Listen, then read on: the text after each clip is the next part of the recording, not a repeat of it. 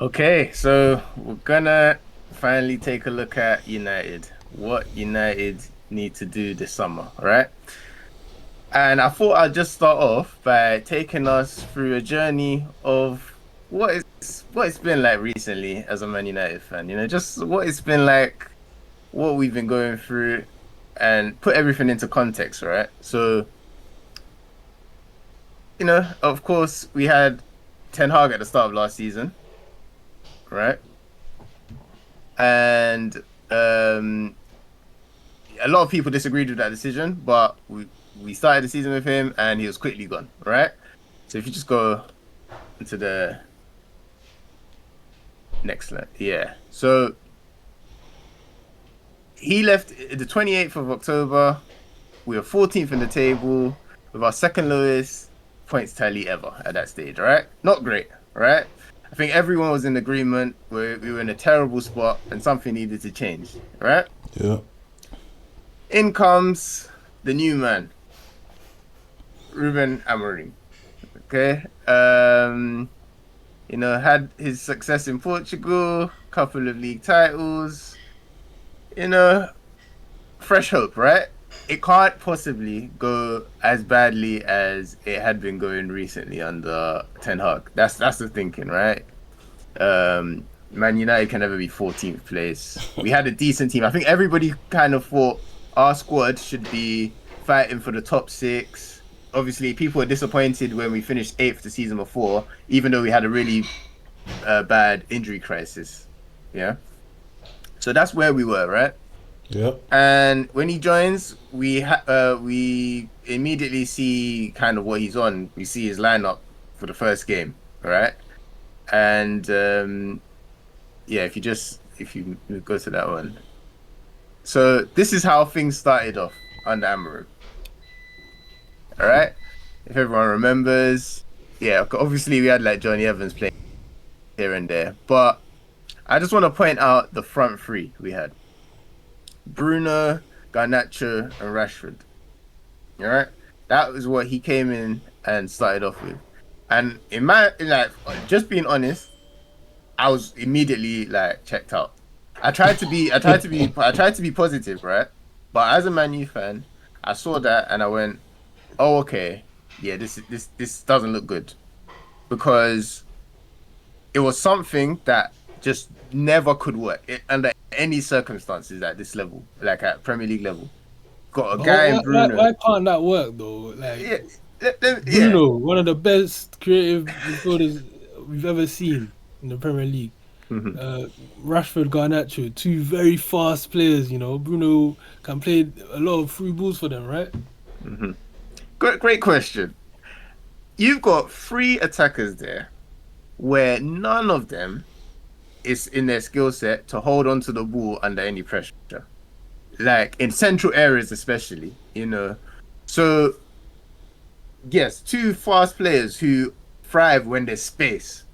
Then a player who can pass into space. But when there's no space, and these players are all now playing in the center of the pitch, the most crowded area of the pitch. When there's no space, three players who are just not, it's not really their skill set to play in those areas, right? So he puts them all together in a way that's just never gonna work. And we drew to Ipswich. Okay, lucky I'd say to draw that game. That midfield is a bit strange for the Premier Yeah, League. that as well. No, we haven't even gotten to Casemiro and Ericsson. Said David. All right, cool. You know what? First game. Let's not be too harsh. First game, right? Okay. Mainly was on the bench, right? He was on the bench in that Yeah, game, yeah, yeah. correct? He was just to confirm. Yes. Okay. Now a lot happened during the season, right? Ups and downs, injuries here and there.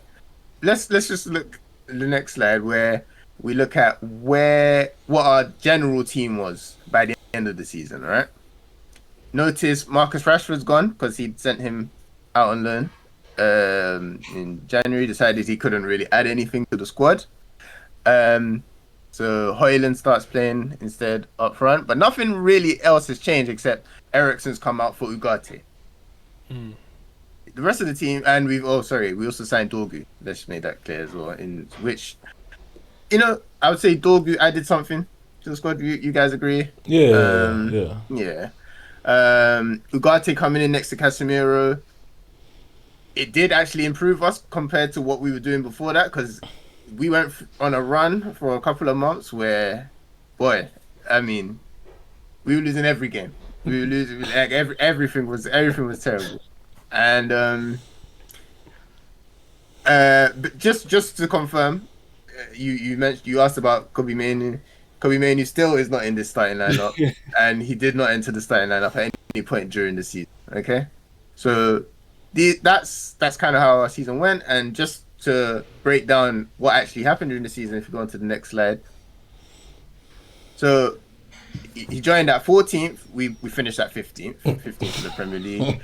And from having our second lowest points tally, we ended with our lowest points tally in Premier League history. And we also lost in the final of the Europa League to Spurs, who were one of the few teams to actually finish below us in the table. So I think that context was important, because I feel like what's happened with Man U fans is things have gone so badly that everybody kind of has got into this place of, I don't know, there's like some collective amnesia where people just kind of think, oh yeah, this is kind of where we are. We are a 15th place team, and that's just kind of what and anything better than this is what we should be happy with. We should kind of be aiming for just an improvement on that next season. But we sacked a manager who was under pressure for finishing 8th. By the way, 8th and winning the FA Cup. Just made that clear. Yeah, right?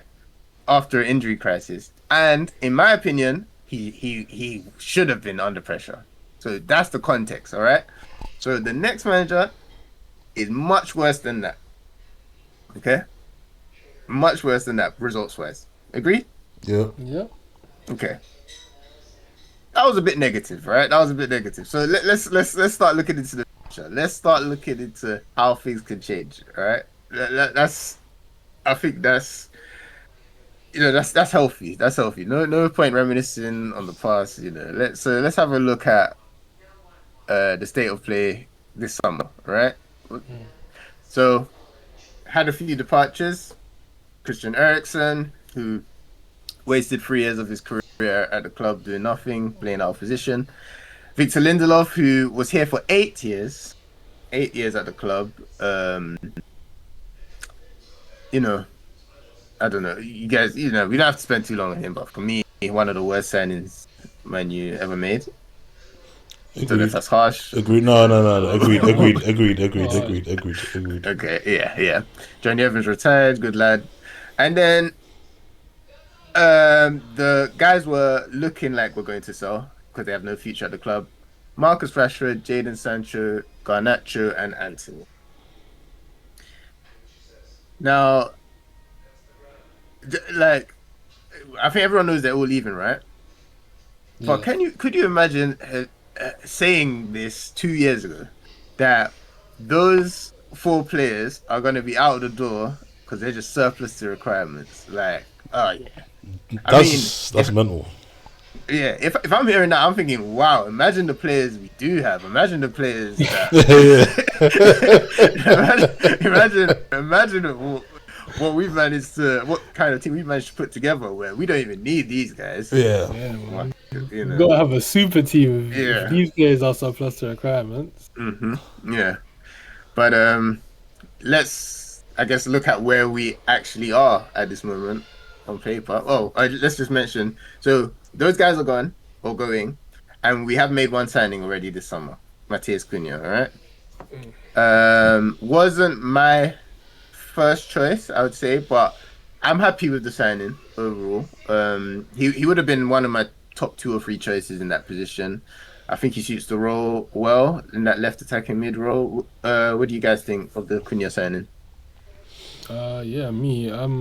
I think he was very good last season. Lots of talent there. He can also play as a 9 if needs be as well. I think he's a good signing. Possibly better options out there, but not that many in my opinion.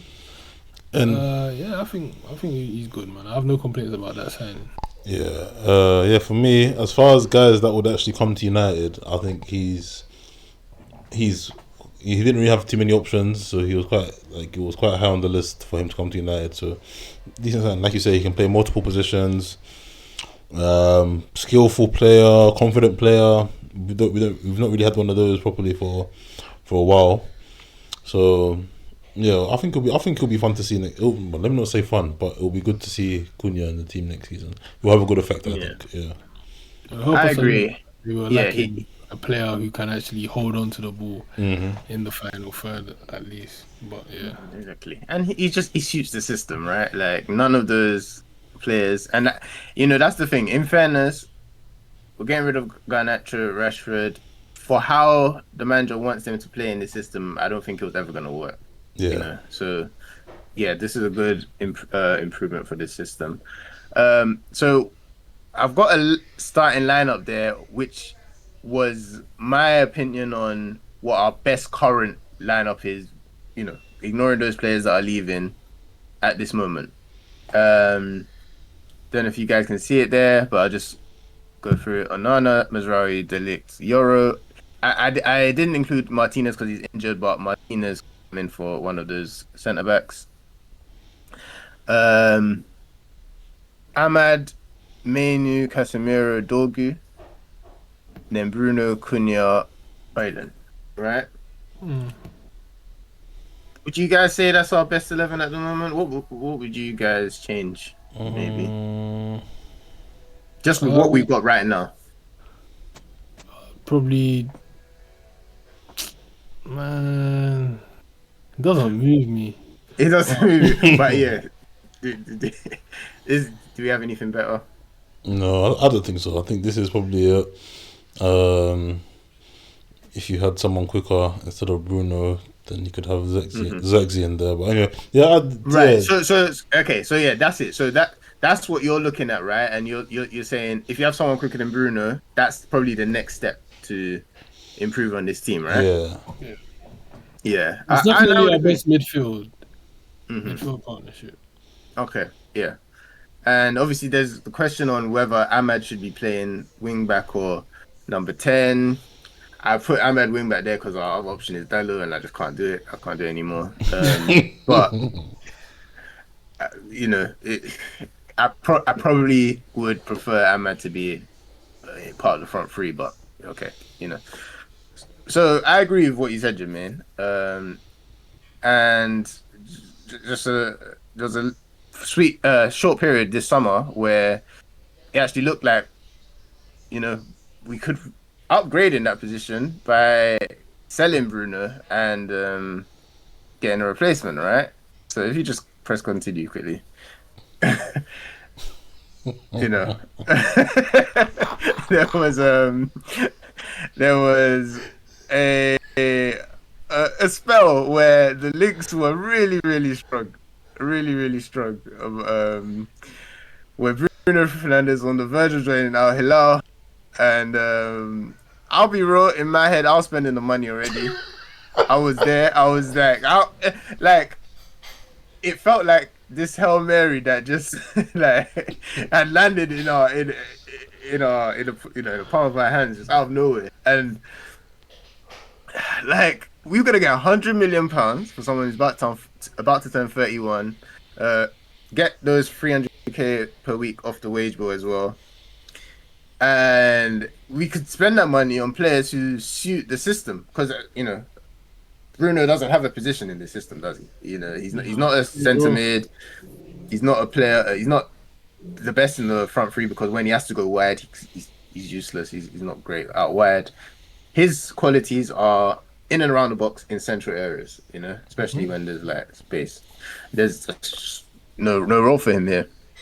Everything is looking rosy, and the team I was putting together in my head, like this was a scary team. We would have been back, like honestly. But unfortunately, if you just go to the next slide, oh, so yeah, but unfortunately, it didn't happen, right? It didn't happen that Bruno left. Amorim convinced him to stay. Um, and can't blame him if he doesn't want to move to Saudi. He doesn't want to move to Saudi. Yeah, there you go. That's what Oh I'm yeah, looking okay. for. Um, yeah, he rejected Saudi Arabia, and it says something there about Ruben Amorim really tried to talk me out of it. Right, just making that clear. So Amorim has decided that he wouldn't want that 100 million, and he's worth that much to the team. So what we know is that Bruno's going to be central to whatever happens this coming season. We know that for a fact now, right? Even though he has no Mhm. position. Even though he has no position. And I do think a lot of Man U fans will be happy about that because he's player of the season this year, uh, things like that. But from the problem is I just don't know what to do. Like I don't know the next step for the club when he's there. And if you just go to the lineups there with Bruno included, so the next slide. Oh, okay, yeah. Yeah. So go back to the lineup here, right? It's like I, I don't know the next move. You said we need some pace, right? Yeah. That's what you're saying. Yeah. So what would you say is the main thing this team, like the first thing this team needs to get next? Knowing that Bruno's going to be there, 100%, and Bruno has to be in the starting lineup. So you can put him wherever you want, but he has to play. So what's your next move? What is the main focus now? Well, I would say, I mean, he's pretty clear he's going to be playing in the midfield too, right? Just based on where he was playing last season and the players we're going for in terms of Hmm. Brian and Wemo. Uh, You think that's yeah, the best role for him? I mean, the only way that can even slightly work is if his partner is like incredibly athletic, very good on the ball, you know, very good defensively, very intelligent. You just need a complete midfielder next to him. And who is out there that can do that job for us? I don't get me wrong. Like signing Cunha is definitely going to help us. For the fact that he can actually hold on to the ball. He can come and receive the ball deeper, especially if we sign someone like Jokeres up front as well. That'll be two players that can come deeper to receive the ball, and so we can basically avoid having to play through Bruno. But it just puts us at such a handicap having him in the team, and honestly, uh, I'm fed up. I can't lie, I'm fed up. I'm tired of it. I'm not really supporting this club from here forth, but honestly, man, it's very depressing, man. How can you not take £100 million for a player that doesn't suit your style of play, that has no place in your team? Yeah. We're literally destroying the development of a world class talent, probably the best talent to come from Carrington in a long time, in Kobe Mainoo. Yeah. The guy's about to leave. I'm glad you brought that up because I almost forgot what I was going to say about that. For me, Kobe Menu is a better football player than Bruno Fernandes Of in course. 2025. Like, I'll put Bruno in his best position, put Menu in his best position. Menu is better than him right now. If we now compare as central midfielders, there is no question. And like that, the first statement you can argue with me, right? Some people will disagree. A lot of people will disagree. You can't come to me and tell me that Bruno is a better central midfielder in a two, especially than Menu. He's not better at any. He's not better at in the deeper areas. So like holding onto the ball or progressing the ball through dribbling. He's not better defensively. He's not as good a ball winner as Menu. His position is not as good. Like I guess a long pass maybe, but I mean, how often is that even? in this system something that's gonna be really effective. I feel like it shouldn't even be a question that Mainu is ahead of him in the lineup.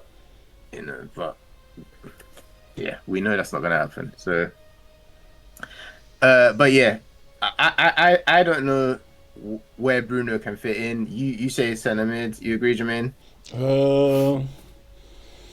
I mean, like, if you base it on Amrim's decisions last season, then Bruno will end up playing in the midfield too. Maybe with Casemiro, maybe with Ugarte. Right. Yeah, which will these base disgrace of for? a midfield. Disgrace of a midfield. This is Manchester United we're talking about. Yeah. Bro, you used to have Roy Keane and Paul Scholes running it. Michael Carrick. Oh my gosh. Yeah. I don't see it working, but I guess if that's true, then we gotta sign a player on the right, and that makes sense then why it looks like our next target is gonna be Brian Mbeumo, right? Yeah. So, reports are saying that we've made 2 bids that have been rejected. I think the second bid was 55 million, rising to 62.5 million pounds. And that's been rejected. Brentford are asking for about 70 million all in. Maybe we could sign it for 65 million, but it looks like that's pretty close, that one. In Mbeumo. And I guess our lineup would look roughly like this if we did sign him, right? So Mainu out of the team. That's clear because there isn't really a spot for him now with the new signings and Bruno all starting. Yeah, how does this look to you? I've added in Xerxes, by the way, because now I would say it makes there more is at sense. least some pace. So by solving that, you can add in Xerxes, and Højlund struggled. I think he's ideally going to leave the club this summer. I just don't think it's the right fit, him in the system or, with the players we have. But yeah, how does that lineup look to you? Better question. Where do you think we can finish if that is our team next season? Well, is there AFCON next season? Yeah, there's AFCON. The whole right side is cooked, plus the goalkeeper. Oh yeah. Oh man, that's 4 starters gone. Whoa, I didn't even realize that. So that means Dalot's coming in. Lindelof is gone. So who's that? Harry Maguire. Yes, Maguire. Probably Mason Mounts. I don't know. And then who's the backup keeper? Hopefully everyone's fit. Yeah, that's saying. Oh my gosh, yeah. I didn't even realize that. But let's say the rest of the season. Let's assume we've got a solution for AFCON. But I say we can challenge for top half. But it's true. No European competition. We're gonna have less games than we usually do. So hopefully we don't get many injuries. So yeah, I'll say challenge for top half of that team. Yeah, that midfield is looking very, very weak. That core is not looking to be threatening many teams. He doesn't care about midfield. He doesn't like to progress through his midfield. He has to progress through his wing backs and his attackers. Yeah, I think I gotta agree with you. I just can't see us being in many games during the season dominating the other team. Like, how is it gonna work? Boy, that's not an option.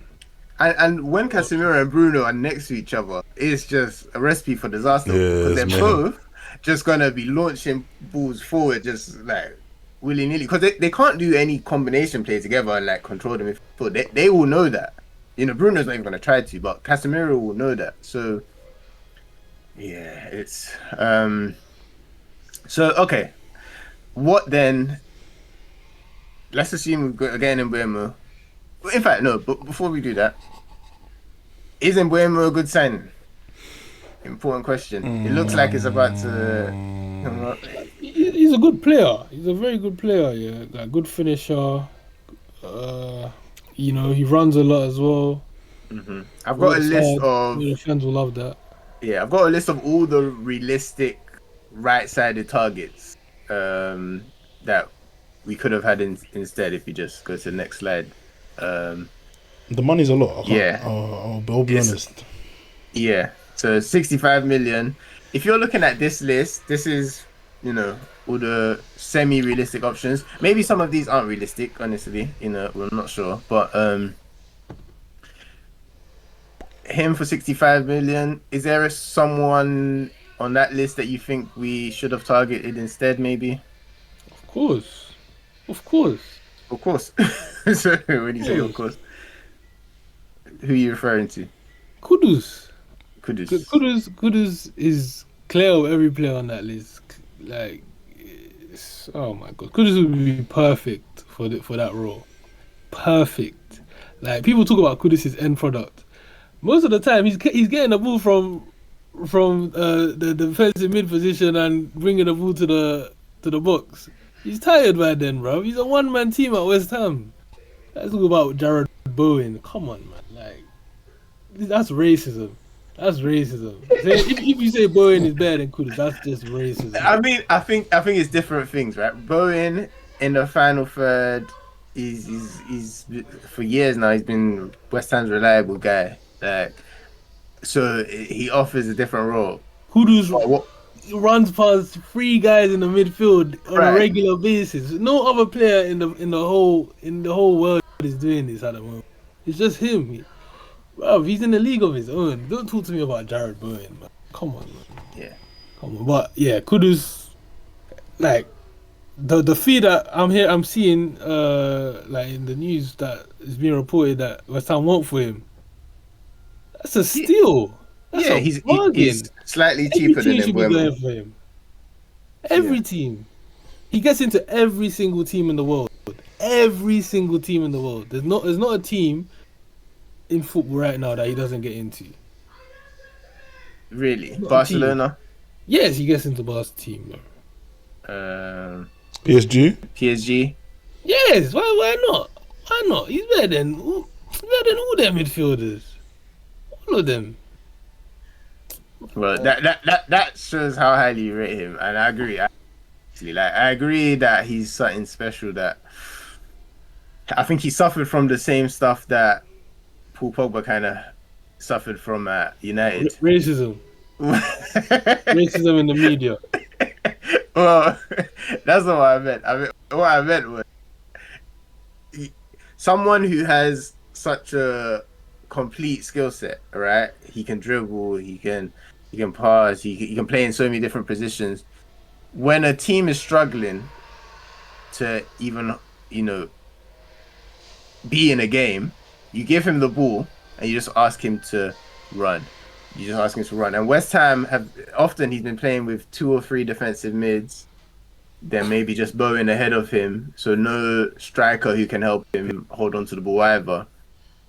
And it's a role that's it's not realistic, It's not realistic for any player to be able to do that, hold on to the ball, and then still be able to do something at the end of the action. Still have the ball and play the best pass, or get a shot off that's accurate on goal. I think it's one of those where you ask someone to do so much and he gets the blame, Yeah. Whereas at United you can compare Pogba and Bruno during different times, or Pogba and McTominay, Pogba, Fred. They have much simpler roles, right? A lot easier to just get through a game where the team is doing nothing and struggling, Yeah. without maybe having one really bad action where he maybe loses the ball in a bad position or something like that. And it just doesn't look as bad as maybe, okay, Pogba loses the ball in front of his defense. Sure, that happens after, he's been the only reason we're even in this game in the first place. So I think it's a bit of that. I agree. I just think if we signed Kudus, then a lot of the stuff I'm saying about what the team won't be able to do with Bruno in that midfield too, kind of it won't be completely eradicated, be improved upon. We have someone who can drop in deep. Firstly, Kudus is good off the ball at winning the ball. Yeah. That's probably the most underrated side of his game. So while someone like Mbeumo makes good runs, he's a very hard worker, he's got pace, he's not going to be as effective at helping us control games in terms of what he brings in the midfield third of the pitch, right? And I do also think Kudus' weakness is like his end products and stuff is a bit overstated. So yeah, I agree with you. He'd be my first choice. On others on that list, Xavi Simons. I don't know what his what he's aiming for this summer, but I like him as well. I like a lot of guys on this list. Brandon Mbeumo, it's one of those where I think his qualities, we won't get to see enough of it if we don't have a midfield that's able to win the ball up high. Yeah. Or just be competing with the other team. It's going to be better than last season, where the people in those positions were like Garnacho, who obviously is just going to continue to lose the ball. That's his game. Garnacho needs space, right? Cool. I think Mbeumo's a lot better in tight spaces and stuff, but and he's definitely got a more reliable finish right now, Mm-hmm. But he's a very good finisher. He is. Yeah. But I can't see it working. Unfortunately, I can't see him being able to be at his best at in this lineup and at United. Did you know what's gonna happen? The keeper's gonna get the blame again. Whichever keeper's in goal, they're gonna get the blame for what happens next season. Because we're gonna concede too many chances. Look at that midfield. We're barely gonna have the ball, bro. Mm-hmm. Barely. This is how it's been since Bruno came to the club. Just turnover after turnover after turnover, and then they expect the defense and the keeper to just be able to deal with it. It's not easy, bro. This is why Maguire was so hated in the media, because this is why he was making so many mistakes. It's because of Bruno just losing the ball. That midfield, you need a midfield that can hold on to the ball, that can control the game. It's not easy to win games without controlling games. So what you're saying is, if this kind of midfield played for like Liverpool or City, then their defenders would look just as bad. They would look terrible. Come on, we know this. We know this. Mm-hmm. Oh man. Yeah, I agree with that. But like Onana, Let's quickly talk about Onana. Everyone wants him gone. Yeah, everyone's saying terrible keeper, worst keeper in United's history, and all this. Yeah, this is more racism, by the way. But he was saving us in so many games last season. But because he made like some errors, don't get me wrong, there were errors. But every keeper playing for this sort of team will be making mistakes like that. I'm telling you. Any keeper. I don't know any keeper who wouldn't make mistakes in this team. Yeah, I think... Because it's just too much. They have too much work to do. It's not normal for a goalkeeper. I think the way Man United play, again, if, let's say, I just want to use an example. If De Gea was still at United this season, he probably would have been player of the season yet again. Oh, they hate on De Gea as well. Oh, no, but my point, do you understand what I'm saying, Casey? Yeah, I definitely, he would have been player of the season. This is exactly, in fact, this is what used to happen, but what happened last season was much worse. Yeah. It was like what used to happen at times, our tough seasons under Ole and Jose and stuff, but on steroids. De Gea never played for a United team this bad. Yeah, exactly. That's my point. It was even worse. It was. Yeah. So it's like they would have killed him the same way they killed Onana. Yeah, definitely. And he would have made mistakes. He would have made loads of mistakes in that time, and he would have made great saves. But yeah, they would have been forgotten about. So yeah, I agree with what you're saying. Yeah, I mean, if it is Mbeumo, then what is the next thing that we need to make it work as best as possible? You know, would you say we need a striker? Would you say Over. we It's need a? finished. It's over, man. United are finished as a big club. Yeah, I agree. I completely agree. I think I don't think there's any like if these are if at this point the club is still making these kind of decisions, spending this kind of money, rejecting like listen. I understand the fans love Bruno, innit? But the club has to see this as an opportunity to start again. £100 million, like you say, this didn't come. This is not. This is a work from God. This is Bro. like you're not 31. No one 31 years old. The only 31-year-old players in history that you could even consider turning down 100 million for. Lionel Messi, Cristiano Ronaldo. I can't think of anyone else. Zidane. We'll give it to Zidane as well. Anyone else? I don't know. I don't know. Maybe Van Dijk. Van Dijk, yeah, he's good at 31. Maybe like a Modric or I don't know. Yeah, you can replace him, man. Hey, 100 million. Man. But we decided Bruno Fernandes, who led us to 15th place. 15th in the league. We've never seen this before as United supporters. 15th. Led us to 15th as his first year as captain, right? I feel whatever. That's United captain. 15th. Yeah. But he's the guy. This is the guy like to lead us forward. 100 million is not enough to take him off us, apparently. Yeah, I get that. I mean, you can't put the blame on him for 15th, though, right? It's the club. Yeah. The people in charge, the people making decisions. They don't know what they're doing. They just don't know what they're doing, and that's why I don't see any way back. The Qataris, that was our chance. Having a chance at the top again, having a chance to actually battle with the big boys again. Mm-hmm. I get you. Well, yeah, let us, even if we don't see any hope, let's have a look at a couple of the positions that we might need. I think a striker is the next one that has been talked about, right, in the media. And is there a striker on this list that you think could come in? I think you mentioned Gyökeres already. You think he could come in with Mbeumo and Cunha, and it could maybe work a lot. You know, even if we have our weaknesses, it could add a lot, right? I would say the way our team is, the weaknesses right now, Gyökeres, Ekitike, Jackson. Nah, not even Jackson. Gyökeres, even Ekitike.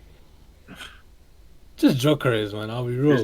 We need someone who can get the ball from deep, get past two guys, hold off guys, bring other players into the game. Like someone who can just do everything basically for us. But oh man, this is the Prem. This ain't the Portuguese league. It's not gonna be easy to do this, you know. It's not gonna be easy. I saw the way Ryan Flamengo dealt with him against when Sporting played against PSV in the Champions League last season. Just man-marked him out of the game because that was their tactic. Just give the ball to Gyökeres and he'll help us get up the pitch. I'm telling you, Amorim is a bomb. Like we're not gonna do anything with this guy as our manager. He doesn't know anything. It's what this has exposed to me that, bro, is that being a coach, being a football coach, is the most overrated in terms of like difficulty job. Because all you need is good players. All you need is because oh my gosh, as long as your team is good, you can win. This guy is not adding anything to us. He's bringing us down. So what you're trying to say is because he needs a team where every player is completely like perfect for his system to work. What is he really adding? That's your point, right? Yeah. He needs a team that's better than every other team. Right. That's what he needs. So he's not gonna help us, bro. Are you telling me our team was our 15th best team in the league last season? Of course not. Exactly. Not. Like when a manager is underperforming that much, they shouldn't be I've never seen a manager this bad get this much time. Never. Never. At any team. Never seen a manager underperform this much for this long.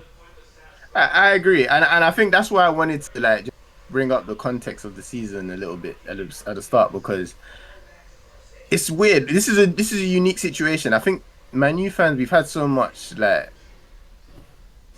upheaval, so many issues with the owners, so many different things that have been in our minds, things to complain about, that we let it distract from the fact that he did a historically terrible job this season as a manager. At his job, he was so bad, like as bad as it gets. So Like, why is he still here? What are his excuses for performing so badly? Like, like, let's think of ways that you can give him the benefit of the doubt for last season's performances. he didn't have players that could shoot his What do system. you mean suit his system? What do you mean suit his system, bro? What do you mean suit his system? It's football. You have. But you- Oh my god. Ah, I'm heated. wait. Suit his system. Yeah, look, if he didn't have players, he came in, he told the club he wants to play this system, right? And guys like Garnacho, Rashford, they weren't the right fits. So Oh, bro, get this guy out of my club, man. So you're telling me he's that like tactically inept that he can't even find a way to make these guys perform at the base level. He can't even Yeah. just look at what was working for Van Nistelrooy and Ten Hag and take little bits there. He can't even do that. He's so rigid. He just thinks, okay, this worked for me in the Portuguese league. Portuguese league where I'm playing against semi-pro players, bro. Portuguese league. Jermaine, is there anyone on this list that you think, all right, alongside Cunha and Mbeumo, gives us a chance at least? I mean, Victor Osimhen is always, no matter what, he's always gonna do a job. Jokeres, I think Jokeres would be a good signing. I mean, you made the Charles, you made the point about Ryan Flamengo hold man marking Jokeres out of the game, but watching Jokeres against Saliba, that was a good competition. Jokeres versus Saliba and Gabriel. It was. I would say it was fairly even, So to add, He did well in that game. He competed well. So to add Don't get me that, wrong, he's a very good player. I rate him. yeah, I'm just saying, like to add, I'm trying to make the point against Amarim. yeah, Right. sorry, Sporting didn't really have that. They don't have many options after Jokeres. They don't have many. They have what's his name, Trincao. They had Quenda, but now.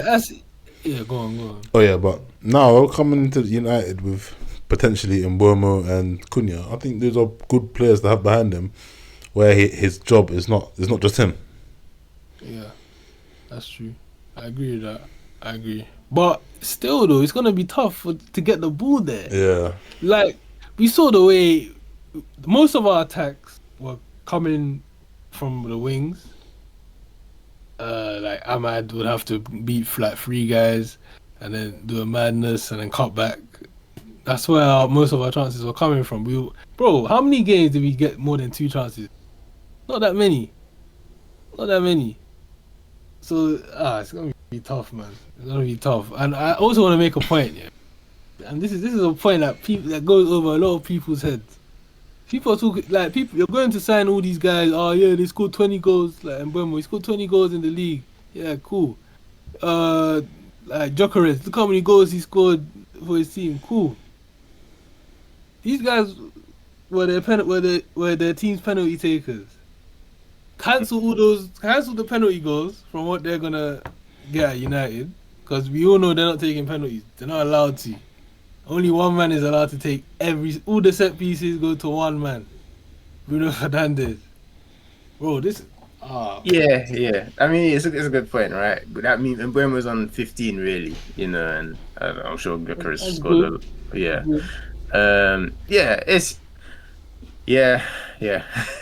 I think that's the thing, right? Because of how much the team is going to struggle to control games, we're going to just have to be devastated in the moments that we do get the ball, in the final third, and we're going to have to be devastated on the counter attack. Osimhen is the dream for me. He'd be the one. He's just world class. He's just so good that, having someone who's that good a finisher, making runs all the time, great in the air, that even if he's feeding off scraps, I feel like he's got a skill set where he can make the most of that and, drag us to, I don't know, 7th or something. But yeah, Gyökeres as well, big fan. I just thought I'll bring up, because he's been linked today, Ollie Watkins. Hey, next segment. Next segment, Ollie Watkins. Man.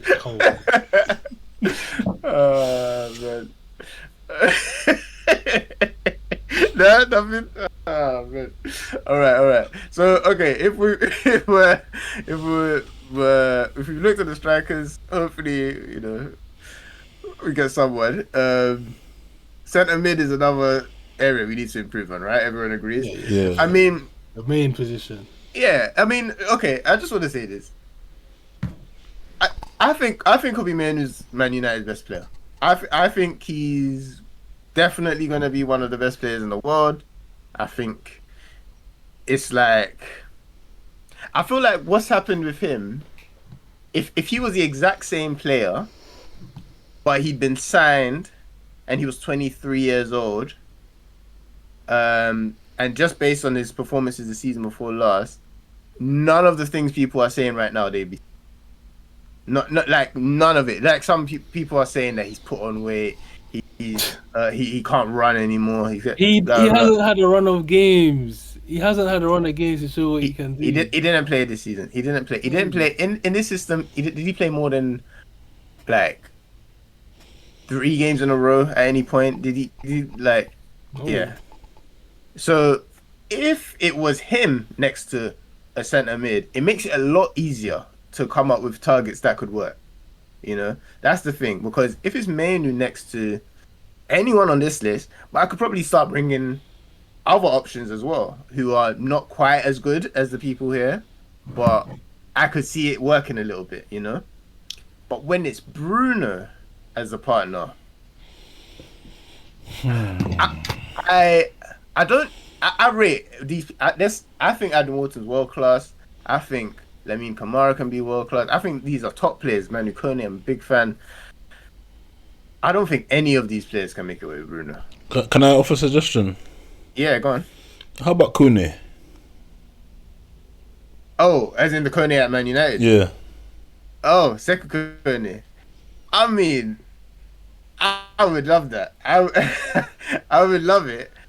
Do you think it's realistic that he gets a chance? No, I mean, I don't see Amorim giving him a look, but I'm looking at the profile. Amorim won't understand him. Amorim, you have to remember, this guy, he was the centre mid himself. Terrible centre mid. Terrible. He doesn't know what a centre mid is supposed to do. He sees centre mids who hold on to the ball and says, "Nah, this ain't right. I wasn't doing this as a centre mid, so this can't be right."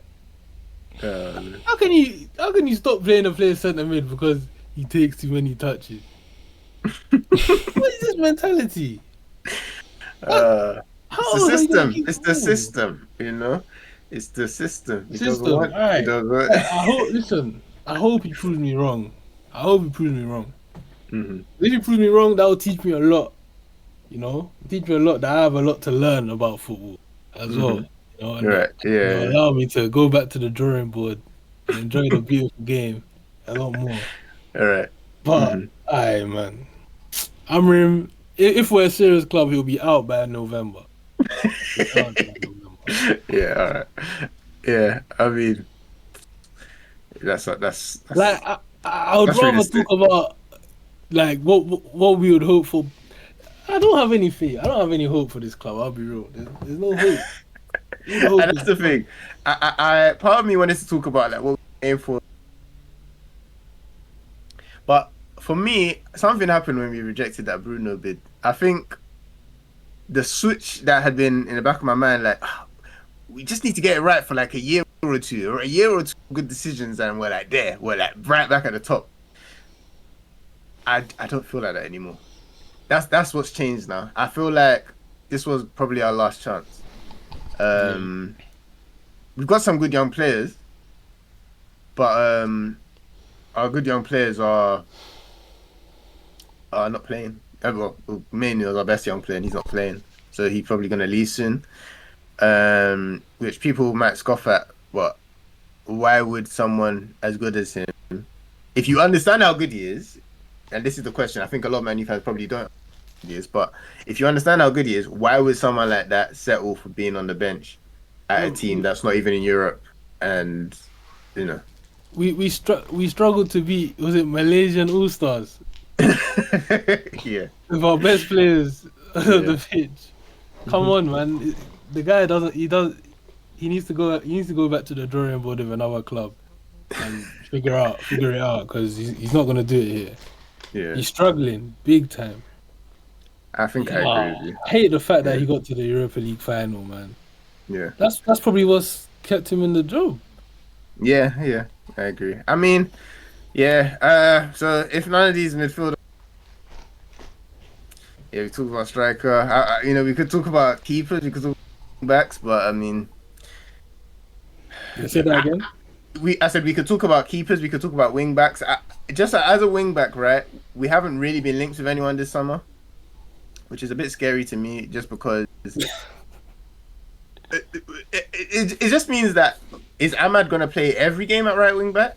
I think we've already seen that, especially Ahmad right wing back with Bruno right centre mid. Any half this decent Premier League manager knows how to terrorize that. It's going to take an idiot to not be able to see a way that we can make this a really difficult game for Man United all game. Like, if someone is stupid enough to sit back and just let us do our thing with that, then sure, maybe we can have a good game. But as soon as you start pressing us, you start, you have some 1v1 direct runners against, in that space between those two. You make Bruno defend all game. Like, it's going to be so easy, so easy to deal with that. So, I mean, we need someone like, I put Roger Fernandez here because he's a winger who offers a lot of the stuff that Ahmad does going forward, but he's good defensively 1v1, right? We need someone like that. But yeah, I don't see that happening. And a keeper, I've got some names here. Don't know if any of them are realistic or not. I mean, Manyan. It doesn't matter. It doesn't matter who we get. It doesn't matter. Man, look, let's try. Let's give it a good, like, Manyan is. I mean, it'd be great, right? Why would he come? He's not gonna come. Maybe a young keeper, right? So someone who you keep a Nana, but you get a young keeper who can put pressure on him, maybe take his place. I like Senna Lamans. I really do. From what I've seen, I think he's someone who could provide competition, maybe take his place eventually. Any thoughts, guys? Anyone that can? No, not really. No, Anana's not really the biggest problem, is he, at the club right now? I think we've got bigger fish to fry. Bigger fish to fry, but we're refusing to deal with it. So it is what it is. Yeah. It is what it is. Yeah. So, all right. So I guess the way to end this is ask how you see next season going, guys. I'll start with you, Jermaine. What do you at this point, where we are in the transfer window, what we expect us to do? Yeah, what do you see? Right now, I'm expecting. If we can break into the top 10, I'm thinking that's a good season. Right now, I'm looking at around 11th. Oh man, okay, all right. 10th or 11th, yeah. 10th or 11th. All right. Yeah. What about you? Man. God damn. Yeah. I can't see past that. I agree. 10th would be, you know, I guess. Oh, Okay, I'll go be positive. One game a week. Yeah, Buemo Cunha and Gyökeres up front. Um, I think we could get eighth or ninth if everything goes to plan. Um, yeah, and I think that'll be enough to keep Amorim in the job for another year. Then the year after that, maybe. Then the year after that, and then who knows where we are at that point. Um, yeah, man. it's over. Ah, man. Ah, man.